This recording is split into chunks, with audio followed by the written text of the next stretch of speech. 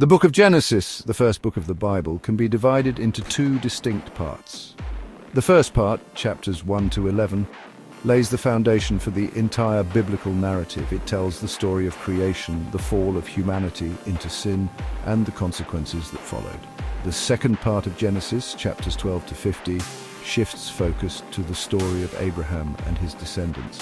This section details God's covenant with Abraham, a promise of blessing and redemption for humanity. Understanding the first 11 chapters is crucial for grasping the significance of Abraham's story and the overarching narrative of the Bible.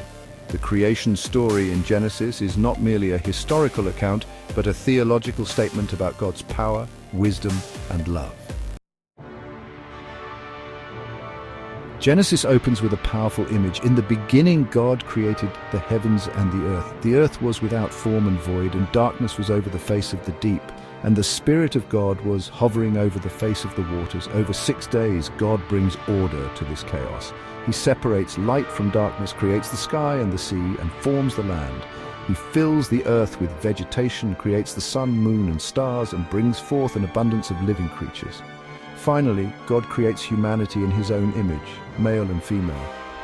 This act distinguishes humans from all other creatures, signifying their unique dignity and purpose.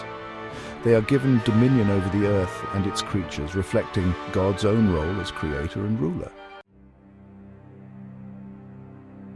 Genesis chapter 2 provides a more detailed account of the creation of Adam and Eve. God forms Adam from the dust of the ground and breathes life into his nostrils.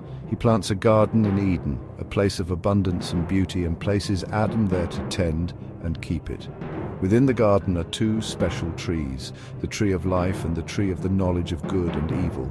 God recognizes that it is not good that the man should be alone. He creates Eve from Adam's rib, signifying their close connection and equality.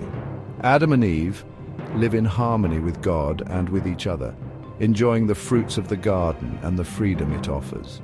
However, there is one restriction. They are forbidden from eating from the tree of the knowledge of good and evil. The Garden of Eden represents a state of innocence, purity, and perfect fellowship with God.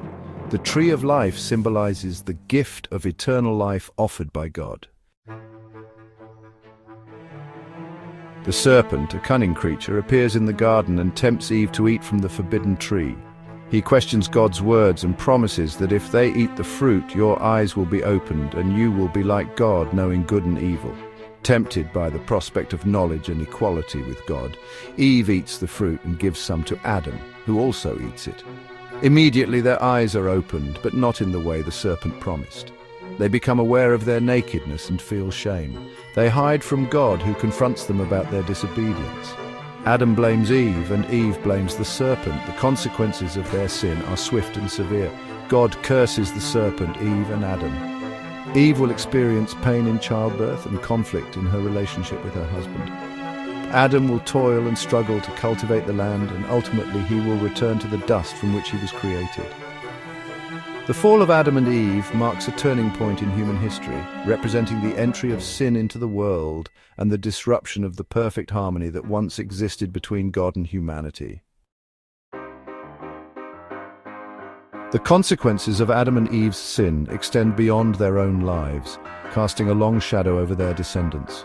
In Genesis chapter 4, we witness the first act of murder as Cain, driven by jealousy, kills his brother Abel. This tragic event illustrates the rapid spread of sin and its devastating effects on human relationships. As the narrative progresses, we see the consequences of sin multiplying. Violence and wickedness spread throughout the earth. Faced with the overwhelming wickedness of humanity, God decides to send a flood to cleanse the earth. He chooses Noah, a righteous man who finds favor in his eyes, to build an ark and preserve his family and two of every kind of animal. The flood serves as a judgment on the sinfulness of humanity, a dramatic reminder of the consequences of rejecting God's ways. The flood marks a new beginning for humanity. God makes a covenant with Noah, promising never again to destroy the earth with a flood. However, the story of the Tower of Babel in Genesis chapter 11 demonstrates that despite this fresh start, humanity continues to struggle with sin and rebellion. The people, united in language and purpose, decide to build a tower that reaches to the heavens. Their motivations are pride and self-aggrandizement. They want to make a name for themselves and to prevent being scattered across the earth. God sees their arrogance and confuses their languages, making it impossible for them to understand one another. The Tower of Babel serves as a stark reminder of the futility of human efforts that oppose God's will. The first 11 chapters of Genesis are rich in theological significance, establishing themes that resonate throughout the Bible. The creation narrative highlights God's power and goodness. He brings order out of chaos and creates humanity in His image, reflecting His love and purpose for humankind. However, the story of Adam and Eve introduces the reality of human sin and its devastating consequences. The fall into sin disrupts the harmony of creation and introduces suffering, death, and broken relationships. The narratives of Cain and Abel, the flood, and the Tower of Babel further illustrate the pervasive nature of sin and its impact on individuals, families, and societies. Yet, even amidst judgment and consequences, Genesis offers glimmers of hope. God's covenant with Noah demonstrates His faithfulness and His desire to preserve creation. Ultimately, the hope of Genesis points forward to the promise of redemption that will unfold in the remaining chapters. The story of Abraham and God's covenant with him, offering blessing and salvation to all nations, will provide a path out of the darkness of sin and into the light of God's grace.